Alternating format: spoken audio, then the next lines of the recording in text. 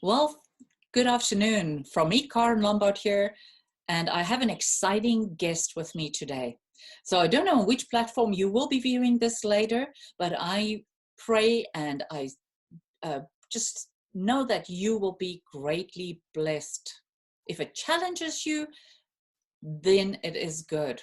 Take that, step into courage and release the things around you into the realm of education. That is our topic for today. So I'm excited right now to introduce my guest to you, and it's one that is very close and near to my heart, very dear. My wonderful, my oldest, my daughter Genee Dorn is joining us today. Genee, very welcome. Thank you. Thank you so much for having me. This is very special. Absolutely. And thank you. Thank you for being that one that said yes and for being able to share. And I know from your road, your journey in this homeschooling, this education venture, you are able to share the wisdom, the keys, the nuggets, the things that the Lord has taught you, given you, that circumstances has showed, and that it will open up and give liberty and freedom to others to explore, to expand, and to venture into these ways, because education is key. Absolutely. Absolutely. Right. So first of all, I know that, and you can expand on that, and if you would like to share a little bit maybe on that too, you were homeschooled together Yes. with your brothers. Mhm. Now, girls are a lot more factual and hardworking in that area of the academics, normally, generally. And you actually finished and graduated before your 16th birthday. Yes. That was tremendous. And I know as a mother, there was many challenges on my life, many demands, but you took responsibility. You took self-responsibility for your schooling. Well, it was actually pretty incredible because when we first started homeschooling, it was because we just came to America from South Africa. And I don't know if you remember, but we went to that Fremont school, and it was just we were in the parking lot when those bells were going off and alarms were going off and cop cars were flying by, and there was actually a boy in school, I guess, that was dressed in a black trench coat that was walking around threatening to shoot people, and he was walking around making like little fingers signs with his hand. And for us, being from South Africa, where we have a very disciplined schooling system, it was a huge shock. It was something that I didn't even know how to deal with. I didn't understand the language barrier in the first place because of all the slang here. And then having to have that experience as here's your introduction to the American school system, welcome. We were all, I think, in agreement that that was just that was just not the right fit. Not anything against the school system, it just wasn't a fit for us. Right. And having that opportunity to take control of my schooling so I didn't have to waste time with things that I felt weren't necessarily going to launch me in life was amazing. I was able to get my schooling done, and I went and studied theology that answered a lot more of those questions that was so important to me. And I went on to nursing for a couple of years. So it really opened the doors for me to so many other opportunities. And because we were such a close-knit family, it wasn't always the easiest thing, I'm sure. But it was a great experience, and it was something that I really wanted to give the opportunity to my children after I gave the public school system a very fair shot, and after everything that I experienced with my older two, it just wasn't working for us either. I wanted more. I wanted to have them experience schooling and education in a different level, not just being taught this from a stranger's mouth to their ears, not being able to question things because that was just not accepted. I wanted them to be able to dive into things that they really wanted to learn, and instead of being in a traditional structure that was hindering them and their growth personally. And now that I've homeschooled them since August, which that was an incredible thing. God put Yeah, such a tell that. Tell that story of faith and obedience. Of God's leading, Holy Spirit's leading in that whole situation. well, that's thanks to you, Mom. I mean, you've taught me so much. And, doing the unusual thing, doing the thing that kind of goes against the grain is very difficult at times, because people look at you and say, well, why would you want to homeschool your children when there's a very good traditional schooling system out there that we pay for with our tax dollars? Well, I started seeing things that I did not like or appreciate in school. My daughter has a very beautiful ethnic look to her. She's got gorgeous curly hair. She's got beautiful olive skin. And because of the way she looks, she gets picked on by other girls, by boys that like her, that, want to do the macho thing. And so things get out of hand, and instead of there being protection offered by the school system and them addressing it and bringing the parents in so that there's accountability, I'm told it's handled, and it's not handled. As a matter of fact, it puts a bigger target on her, which then turns around and her teachers pick on her. Mm-hmm. And a teacher actually told her, don't worry, honey, if you're not good at math, you've got your looks to fall back on. I'm sorry. That is not something that a teacher should ever say to a child. You do not demean a child's intelligence because she is beautiful on the outside. That is so wrong. That is not okay. And you just don't do that. You crush a child's spirit because, okay, so it's all right for me to be a ditzy, objectification. Yeah, Barbie doll, but it's not okay for me to be intellectual, because if I'm intellectual, I'm seen as, I don't know, I'm thinking of a word and I can't nail it right now. You can say it in Afrikaans. Die ding wat my altyd meer intimidation or intimidated. Yeah.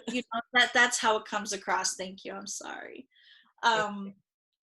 And because of that, it really started concerning me, because she started closing off. She is extremely, extremely brilliant. At 11, she decided to throw a temper tantrum when I was looking at my college books in a college bookstore, because I wouldn't buy her a marine biology college level book that she was absolutely enthralled with. And eventually I was able to get for her through a friend that had it, and it was wonderful. And she read the entire book from front to back, and she can regurgitate that information, and she actually understands it. That to me is amazing. Yeah. That opened my eyes. Some girl that could hardly speak but was into my medical books when I was studying. Yeah. And deep level anatomy, college level book. Yeah, absolutely. And also the one that at the age of 3 was going through all the dinosaurs. You remember her phase of the dinosaurs, and then remembering all the dinosaur names. And we would read her stories, and we found out that this child has actually memorized the entire book, because as you're reading the story, she'll be like, no, that's not right. Do you remember that? Yeah. So she is very smart. She is so bright. She is so passionate. And when I started to see her retreat, I really started doing a ton of soul searching, because I was so frustrated. And that was rightful, because she did participate. Even though she's a shyer child, so we always have to look at the child as well, the child's nature and personality. She was a shyer child, she still is, but she still had courage to participate in things. And she had achievements that showed that she wanted to participate and be active and be a player. And she had even won reading awards and established records that have not been seen before. So, yeah. And she's not an overachiever kind of a child. She's not, she's she's very well balanced. However, the last couple of years in school, she was becoming very unbalanced because of these things. She was retreating from us as a family. She was retreating. She kept just wanting to hide away inside books. And that's really when I started questioning things. Okay, well, what is really truly going on here? And when we enrolled the kids in August, I really heard God say, it's time. It's time for you to raise your children. I was working at odd jobs, trying to also bring in a second income. I had my dream car, so, and of course, now looking at all of that, I can so see God's hand strategically timing this for this time that we're in right now. Because I pulled them out and I went through all the scrutiny. I mean, even the school themselves were giving me such a hard time. And we had a lot of, I don't know, kind of an uproar a little bit in the house because we weren't sure with my husband's business if we were going to still be in one city or go to the next. And then we ended up moving closer to you anyway, Mom. So it all worked out. But being obedient and hearing God's voice, knowing that it was time for me to take control and kind of rein my kids in, because the attitude that was coming out in my now 8-year-old was horrific. It was atrocious. And she kept telling me, well, my friends do this, so why can't I? Yeah. And that is not a kind of thought process I ever want my children to have. I don't think that that is healthy at all. I feel that that is a sheepable mentality. I know that's not a word, but I like what that word is. It's just not okay. I wanted them to be individuals. I wanted them to question things. I want them to use their God-given skills and to understand that you have to have critical thinking. And it's more than just being analytical. It's a very deep, profound system that goes inside of you that needs to be taught, so that as you grow, it's like part of you. It's not something that, oh my gosh, okay, what do I need to do now? There's nobody to tell me what to do. What do I do? And I was starting to see this in my 8-year-old especially. And when I was reading her things that were coming home, the propaganda that was coming in from school, it's literally like training little robots. And I know you don't want robots for granddaughters. I most certainly don't want robots for daughters. So with that nudge, I really felt like God was saying, do it. And we did. And it's been a very interesting process. And that kind of fits in, if we can just reflect on that lifestyle of obedience and being flexible as a believer, for those of us who are believers, that we know, because God had already, he knows. Nothing is news to him. Nothing is a surprise to him. This whole world condition that we are living in right now, he already knew that. And because of your obedience, he blessed you. And he set up thing after thing after thing in a very rapid succession of amazing moves and things coming into position. They were painful, though. They were very painful. Those I know, and that is the thing too, that we have to be willing to pay the price.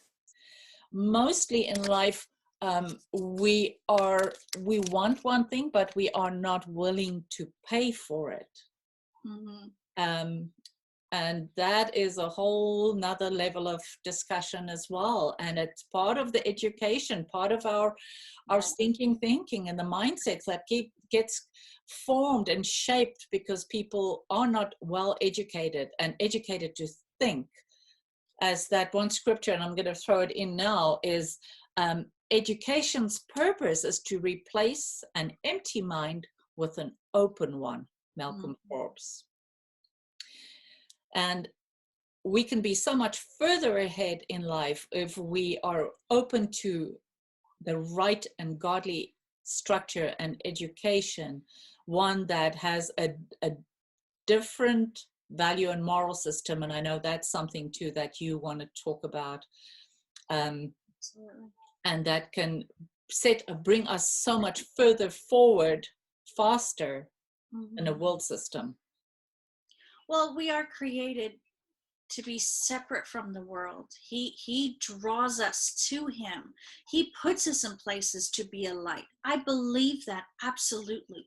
But that does not mean that you conform to the world's view. That does not mean that you become a sheepable. And when I started to see my children act that way, and I started to see them questioning morals or having these questions of, well, this person came into my school today and he was a man dressed like a woman and he came to read us a story. That does not have any place in a school system. That should not be something that is introduced to children that I have to have a conversation with when they are not ready to understand. That is absolutely inappropriate. The American school system has gone from it being a tool that can purpose children, that can give them something that they couldn't get at home, to completely taking over our society, to shaping the mindsets of our leaders. These children are going to lead the future generations. I am not going to be responsible and sit here and say, God gave you to me, but I'm only going to raise you when you're with me because I want to work and I want to have a career, and I'm going to sacrifice really educating you. What is real education? It is not what you learn in your textbooks. It is not what you learn from teachers. That is all part of it. But the whole education, the whole way that you learn, that's installed at home. That is super important, that parents take back that power that's taken away from us because we're told, and the whole view of society is it's not okay for you to be a stay-at-home parent. We don't want you to be a stay-at-home parent because that's just not, why would you do that? Well, especially for Christian parents, we need to start arming our children. There are so many crazy things going on. I mean, if the school shootings weren't a wake-up call, and everything else that happens in our society, having boys that come to school dressed as boys one day, next day dressed as girls, and you are not allowed to question that. You have to accept that, but they can do whatever they want. This is all upside down because of the lack of education that's taking place, that lack of morals and values that's being installed. It's okay for you to see this. It's okay for you to be almost submerged in this whole other world, but don't you dare question it. Don't you dare say, well, wait a second. Don't you think that you were created miraculously? Don't you think that God chose you for a reason and purpose? Why are you going against what you are destined to be? And that is a huge part of the reason why seeing these things in schools, seeing that children are allowed to wear hijabs, but my kid cannot read her Bible in school because that's not okay, that's not allowed, which is a whole nother subject. Right. But that's all part of the reason why I really truly think that it is time for us as parents to take back our children in a very, very aggressive way, because we're allowing them to be so overwhelmed by information, by what media is telling them to be, by what society is deeming them to be. Girls cannot like certain things because, you know, it opens the door for you as a girl. If you like to be girly but you like to play with the boys, you're asking for the wrong kind of attention. All of those things that come in to your child's moral compass, it's so important for a parent to lay that foundation so that they know, so that they understand this is where I stand because I know this inside of me. My parents reinforced this, so that they're not looking for things out in the world, but they know that they can turn to their Father in heaven, that they can turn to their parents and ask any question, have that open dialogue, even questions that us as parents don't want to have. You know, those open discussions, if your kid can talk to you about anything, and your child approaches you and says, I have a question about sex, and you can go back and you can take that education back from the Bible and say, honey, it was created, it is something beautiful, but it is meant for marriage, and when you are ready, we will have this discussion in more detail.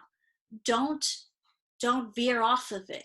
All of those things are so important, and it should not be taught or brought to us from the school system. Absolutely. The school is there for a biology lesson, Right. and the parents are there for the moral lesson. Yeah. So we really have to go back and focus and throw the responsibility back to the parents, to the family structure that has fallen apart. And we certainly know that in this broken world system that we live in, the attack is so ferocious on the family and the foundation of the family, the values, the morals. It's a continuous bombarding. And I love what you said about, you know, we just have to be mindful what our kids are connected to, and be that person, be that parent that say, no, I'm sorry, you're going to be disconnected. I'm taking your phone, or no, you're not going to watch on these certain channels, or you are not allowed to, or enough screen time. I love that how you do that too, you know, with the girls for the limited access that they have, that this is enough screen time. And a kid's nature is to kick and scream and say no, right? But it is, we are creating a safety net for them. We are creating perimeters, boundaries. And at any time, no kid wants that, but they long for that. A kid without boundaries, without limits, are a very lost, a very hurt child, because they don't feel loved. Mm-hmm. So for us, it's more important to think about that aspect as, did I upset my child? And the children are running the households and running their parents, and comparing parents against other peer parents, because the parents are not prepared to stand and say, you know what, my house, my rules. Yes, absolutely. My children. Yes. We will decide about your education, about certain things, and not control them into being what the parent wanted to and missed maybe to be one day, but for them to grow, to flourish, and to expand and bloom into the best that they were created to be. Absolutely. And sometimes the best way to do this is truly to unschool them and yourself, because it's a give and take relationship. When you're homeschooling, you learn just as much as your kids do about a whole bunch of things. And it truly becomes a whole different aspect, because you see the lights go on where you didn't before. You were at home or you were working, you weren't allowed to see the side of, oh my gosh, I get it, I understand. Or when they start putting that critical thinking into process by, okay, so I get up in the morning, I brush my teeth, I get dressed, I start in the Word, and I move on. And it's like, oh, wow, well, that is becoming second nature. Yes, it's becoming second nature, because it's been like pulling teeth to get you to do it. But thank God that we both have survived this, and that we both have patience, and here we are. And then the new thing comes in. And it is, to me, there is nothing more incredible than this experience, because as difficult as it has been, I am so close with my kids. And I know that a lot of people are like, oh yeah, you're a typical helicopter mom. You can label me whatever you want. My family is my career. They are my legacy. My kids will carry on things that I only dreamed about. So I want to give them every opportunity to do that. And I don't feel like they are going to achieve that by being in a regular school system. I don't want them to go through all that drama, through all that negativity. I mean, Mom, you know that Opa, our grandpa, your dad is our family's hero. He is the matriarch. He has set so many things in motion for us, and he is, in my opinion, a part of one of the greatest generations that ever lived, because they got to see the beginning of the automobile, to the microwave, to the television, to the radio, all these things that came about. And landing on the moon. Yes, I mean, it's incredible, all the things that they were a part of and privy to. And most of those people that were a part of all these things were self-taught. These are things that we don't talk about today. Our Opa was 11 when he stopped school and became a man and started working and contributing to the family. Yet he is one of the most intellectual people I've ever met in my life, because he's self-taught. He never stopped learning. He Right. never stopped going around. All his friends that worked with NASA, all of those conversations that I was allowed to be a part of, and questions that I could ask as a kid. I think it opened up a whole nother side. It to me, that experience is incredible. And to know that my kids could one day say that about us, possibly, I sure hope so.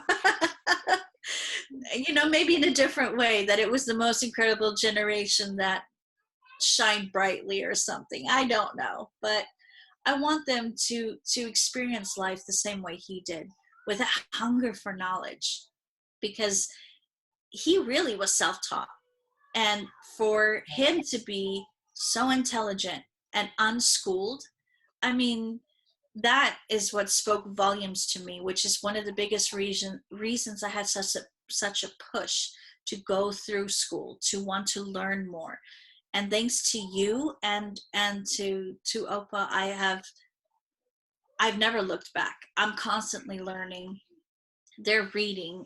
They're always exposed to something educational, whether they know it or not. Right. That's the beauty of homeschooling, is that I truly can see what they're being exposed to. I've heard so many parents, and I've talked to so many parents that are concerned about what their kids were exposed to at school, and how do I talk to my child about it? Well, if you don't know how to talk to your child, that's the first problem. And that's what I didn't want to have happen. Hi, sweetheart. This is Talia. She decided to be a part of our conversation. It is a little dewdrop from heaven. That's what her name It means, right? does. It does. Absolutely. Wonderful. Well, you see, and that is why it's so important for us all. You listening right now, watching us, you know, it's so important. Our responsibility is to leave a legacy in this world. And who knows how much further this world is going to continue. There are people that say another 1,000 years, that some people think another year, you know, who knows? But we not to look at that. We are here to live full and die empty and leave everything in this world, not buried in the grave. Take it with us to the grave. And we have so much in us that somebody else needs, not just our children and our children's children, but somebody else needs. And if I can think of Opa as well, there again, my father is so loved and so revered by so many, more than I ever could realize. I'm still sometimes amazed about the people that, you know, were connected to him, young people, that him and his quiet ways, his wisdom. He was very much like Ravi Zachariah, which was very dear to us. But he wasn't as versatile. He kept a lot inside, but he had a quiet way of conversing and of sharing his mind as well with many. And he was very acceptable of so many mindsets, but he did not compromise on his values and his morals ever. But he could reach so many and share wisdom, and had such an incredible understanding. And that comes from that attitude.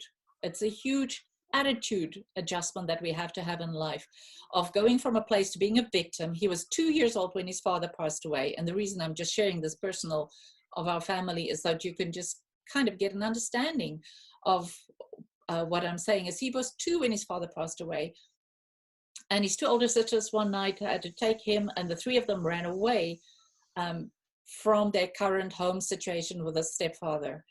And he was raised literally in principal homes and in hostels, but he grew up to be a tremendous person. And when he was, like Genee said, 11 and 12, early manhood, he became a man. He was out working, taking care of himself. But he decided in his life, I'm not a victim, I'm a victor. And he conquered all of the fears, all of the things that presented itself to him in his life. And he decided to never stop growing and never stop learning. And he was exceptional, you know, even amongst his friends. He always stood out quietly. He was known as the gentle giant. And at work and everywhere, he had places of responsibility, and he stood well in all of those big shoes because of his attitude to grow and to never stop educating himself and allow, he said to me when I graduated from school the day, he smiled, and I kind of had that feeling of, no, I know everything. And he just folded his arms and he looked at me and he said in his wise way, and now the school of life begins. Yes. So life is there to educate us, and we have a choice of which channels and which way. And homeschooling is an incredible way. And I know right now many families all over the world is in the same situation of looking at, how am I educating my child? What are my choices in the future? And the reason, part of our discussion and why we're here with you today, is how do we move forward? What lessons are we learning right now? Am I looking at my child and saying, you know what, I did not realize that this current education system my child is in is lacking. My child, it has certain areas that can be improved. My child does not understand discipline, does not understand respect, very essential values that we need in life, not just at home, but it begins at home. We came out of school structure, as Genee said, that I'm so grateful for that. It's kind of almost like a military school. We had uniforms, and even in the uniforms, there were very strict regulations and expectations on us. And we had to walk in single file and extreme discipline. But it created such structure and basis, a foundation in our lives that every child needs. And then they can be fluid in that and be home. And as you find, you know, that there are a lot of pros and cons of homeschooling as well. Yes. But the pros are certainly that we can step up and say, wow, my child is brilliant. I didn't know my child knows how to do this or was so capable. And maybe as parents say, you know, so I can bring in some extra education here, or so I really hope that this, and you can take it further in those pros and cons, and you know, just open that up for parents who are thinking and contemplating on what in the future, how am I going to move forward with my child. Absolutely. Well, I think all of the pros absolutely outweigh the cons. For me, the pros is knowing that I'm raising my child. I know what my child is being exposed to. I choose the curriculum. If I could, I would have them on Abeka. We cannot afford that. We are a one-income family. So I substituted it with Time for Learning. I love this curriculum because I can define how many hours a day they are working. So I've gotten it down to 2.5 hours. And I feel like that is more than enough. My children's understanding in math and science and history, what they're exposed to there is just the minimum of what I feel I want them to have as schooling.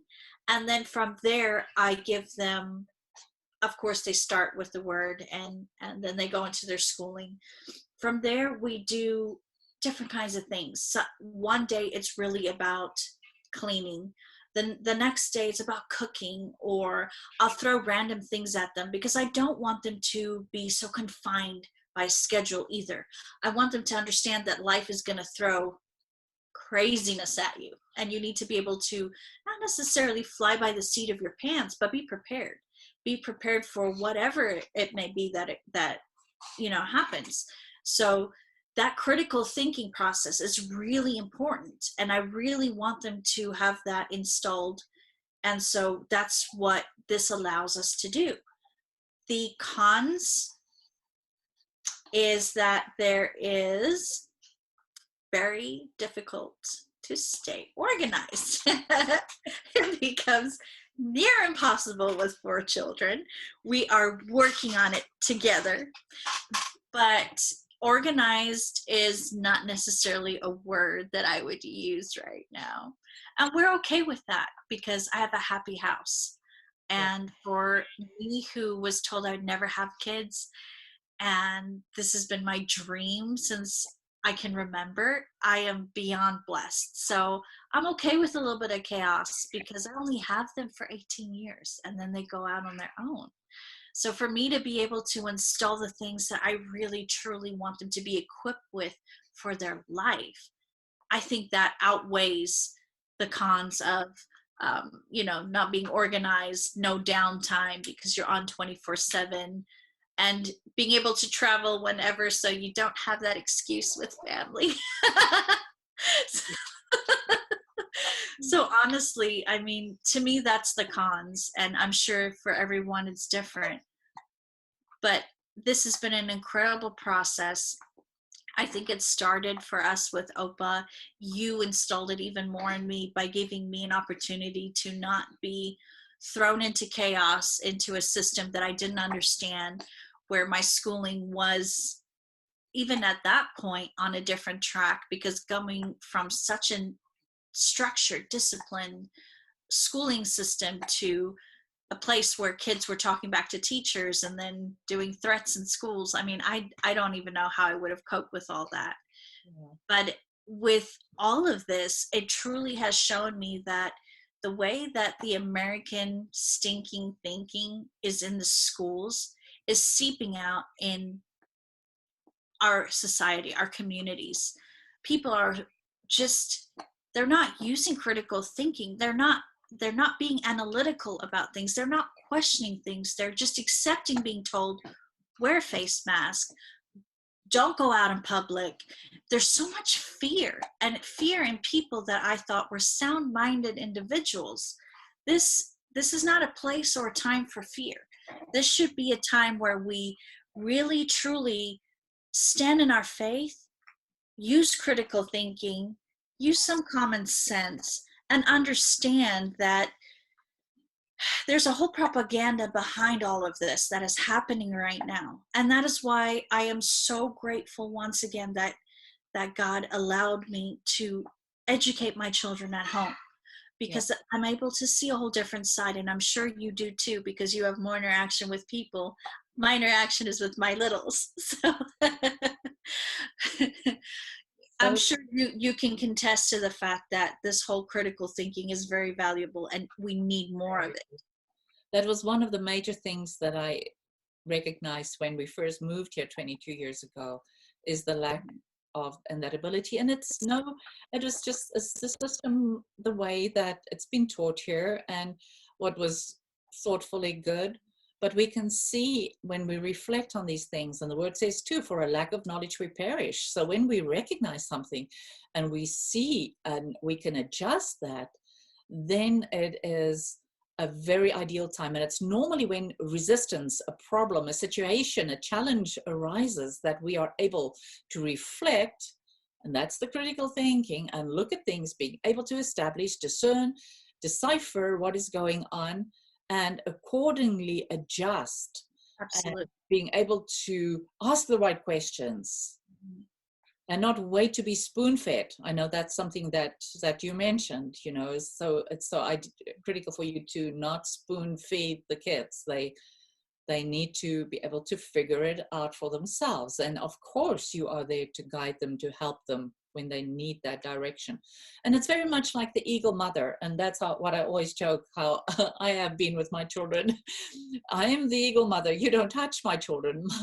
My eagles, my little chicks are mine. But at the same time, I will watch them with that eagle's eye, but help them out of the nest or help them into a situation or out of a situation and let them see how they figure it out, because they have to be able to think for themselves. Absolutely. And you can guide and you can direct and save them from detriment at the last minute, as the mother will not let that chick fall and perish, but give it the ability to say, oh my gosh, I have wings. I am an eagle. Yes. I can fly. Absolutely. Absolutely. I mean, that's the biggest thing, is we're here to protect our kids. We are here to install those values. We are here to encourage them. And I just think that in the school system, it's such an easy place for this mind numbing to come in. It's such an easy place for people to get complacent instead of realizing that they're uniquely created. Not everybody learns the same. Not everybody reads the same. Not everybody understands the same. And I even worked in the school system, and I saw this time and time again. I was fortunate enough to be in a class of 19 first graders that were all boys. So if you want to talk about being schooled, been there, done that. So I can honestly say that the school system just isn't there. It isn't where it needs to be. This whole thing of parents thinking that it's okay for kids to be spoon-fed, where a teacher says, this is how you do it, and the child just does it and doesn't ask, and then they get completely befuddled if they don't understand what the next step is, or they can't think for themselves. Okay, this is the next step. That's what truly scared me, is that my 8-year-old could not function without having that spoon-fed thing coming from the teacher. And this is someone that I don't know. And they have that kind of control and hold on my child. I don't want that. I don't want them to be raised like that, because that's the problem with our society right now, is people not questioning, not turning to their faith, not understanding that education is deeper than just being taught out of books. It's putting into practice what you are learning. And okay, I understand that mathematics has a place in our lives, but my goodness, telling me that pre-algebraic thinking is important for an 8-year-old or a 9-year-old? No, because if you ask the teachers, okay, so can you explain to me why this math problem has 35 steps? They say, I don't know. This is just what I'm told to teach them. So that's a good point. And we have wonderful teachers. We have a lot of wonderful teachers, like the ones we had. And that teacher will stay with you throughout your whole life. You will remember them. There were certain things that instilled in you that you'll never forget, and always be thankful. But we also do know that a very, very crucial point, and I know some say 20, some say 30. So let's give it in between, even just 20. We can't afford to be 20 years behind in curriculum. And that already should take us to a place of saying, what do we need to adjust? So even for that parent that has to send their kids to school, normal school, it's still, the responsibility still has to come back to you. And if you need to help your child with extra education at home, you absolutely, there's nothing stopping you from that. You're only going to bless your child and enrich your child.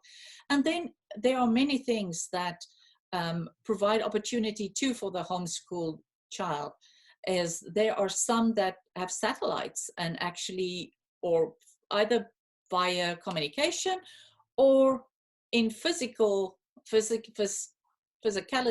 do it together and come to one person's home or a building and have a small intimate group that are being able to being schooled together. So that there are many possibilities if you really want.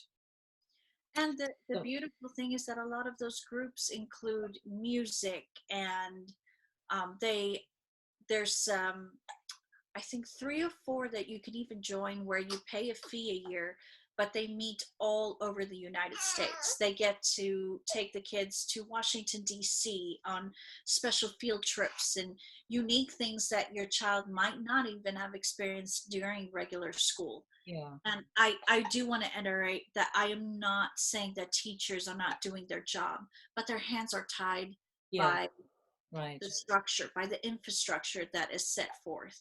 And so even good teachers like Katie had in second grade, she was amazing. She was phenomenal. I am so grateful for her. And Katie talks about her quite often because she made such an impact Mhm. on her. But that teacher left the school system because she wasn't able to continue teaching the way that she was. She was told that she needed to change the way that she was teaching. And that's just that's just part of the problem. That's not creating the solution. There That's are so many ways that you can still have your child involved in normal activities. There's community centers. There's like the JCC centers that most cities and towns have, which is the Jewish Community Center, that have so many great opportunities and arts and crafts, and um, their sports and curriculum that they have there for after school is really, really fantastic. So there's, I'm not saying to seclude your child and not allow your child to be part of the world. yeah. You just have to be very cautious, and you have to make sure that your child is ready, because some kids aren't. And I could see how devastating it was, and the parents were not understanding why their child wasn't expressing it in their academics. But Yeah. it it's not for every child. No, and we unfortunately see far too many suicides, child suicides. We see far too many bullying situations.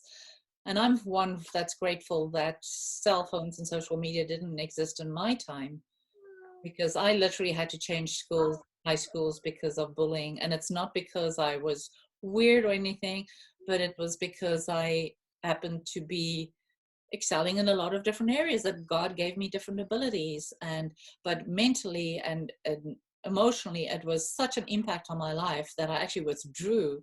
But I fortunately had the the push, and I know it was God's leading there, that I pushed my parents.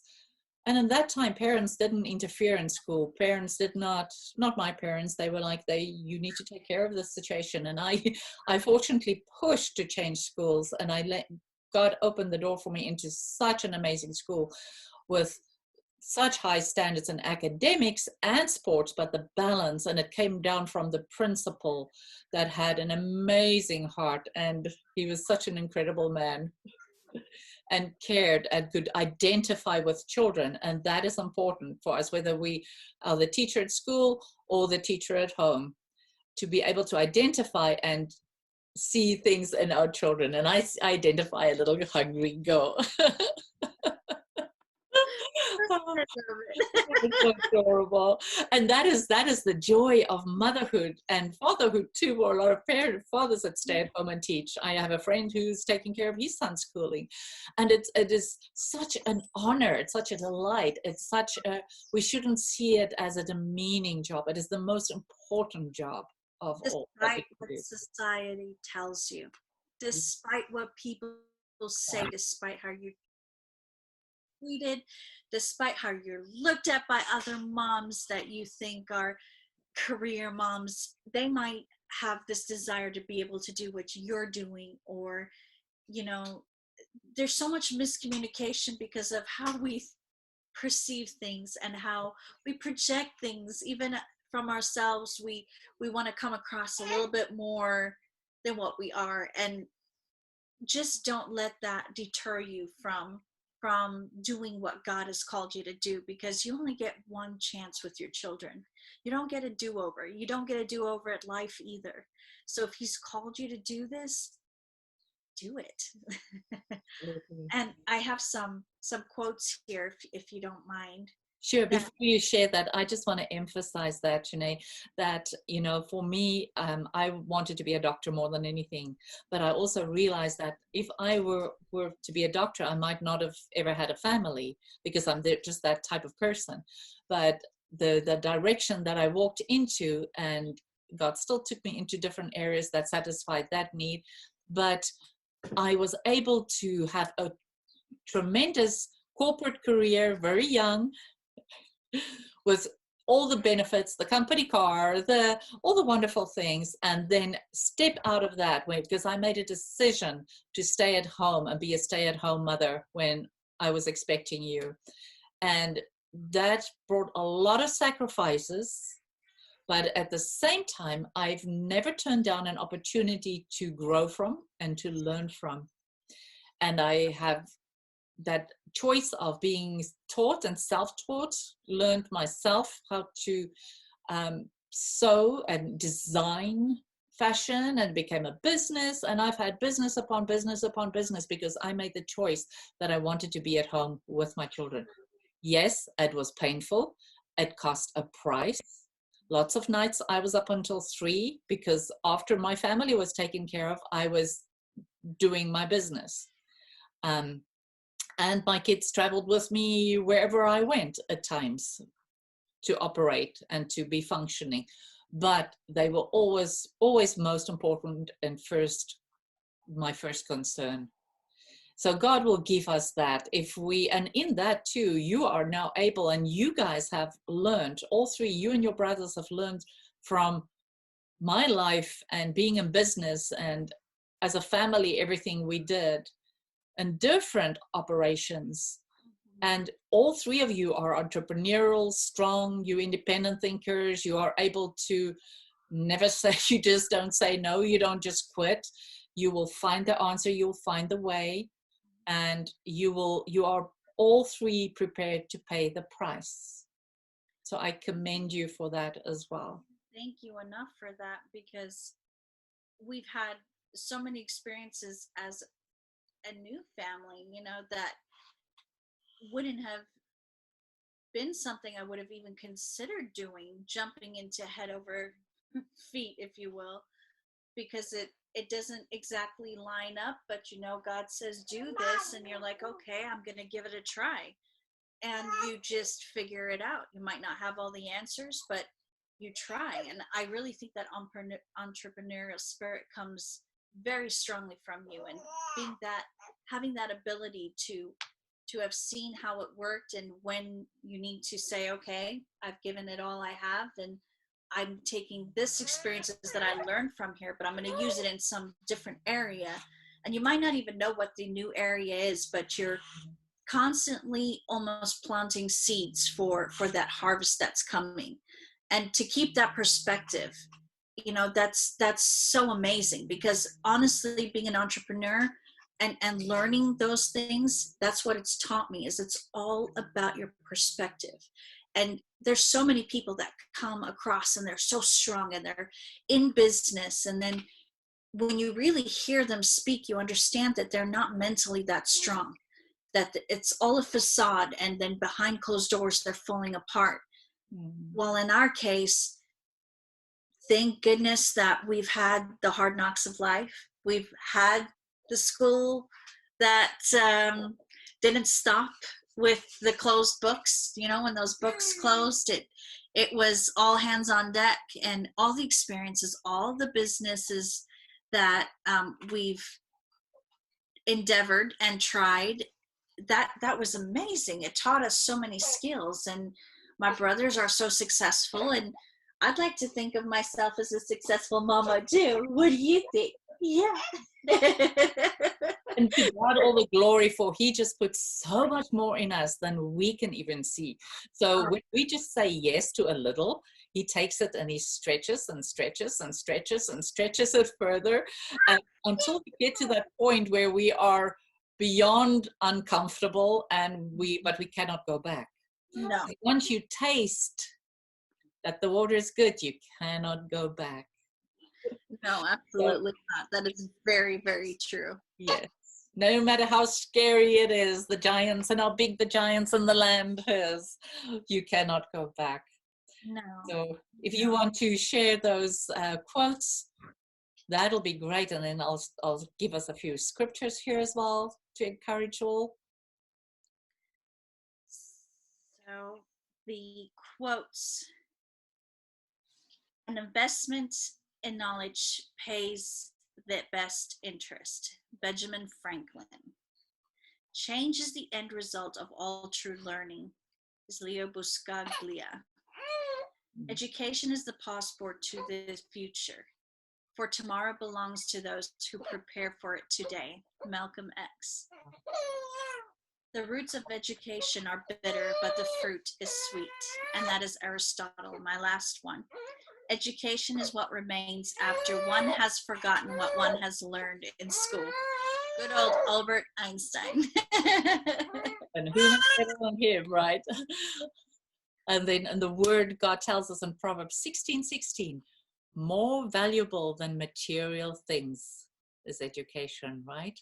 Yes. And Proverbs 1 verse 7 says, the fear of the Lord is the beginning of knowledge. Fools despise wisdom and instruction. And as a homeschooling parent, we know Ephesians 6 verse 4, fathers, do not provoke your children to anger, but bring them up in the discipline and the instruction of the Lord. Train up your child in the way he should go. Even when he is old, he will not depart from it. In Proverbs 22 verse 6. And I can go on and staff all of this by scripture, which is really our life manual, our word, our to go to, is what God gives us instruction to, and how to live a life that is full, that is abundant, and a life that is where we are able to be wealth creators and create great wealth to affect humanity and our society, our nations. What better way through these? Right. The treasures. And 15 years ago, when I had to walk away from a 5,500 square foot home and a business and working certainly hard enough to deserve all that by man's standard and all the other wonderful things, it was my first quote that came to my mind is, I walked away with the 3 true treasures in life. And that was my 3 children. So, you know, we have to see them as treasure. We have to see them as that value that we cannot afford to sacrifice to the world.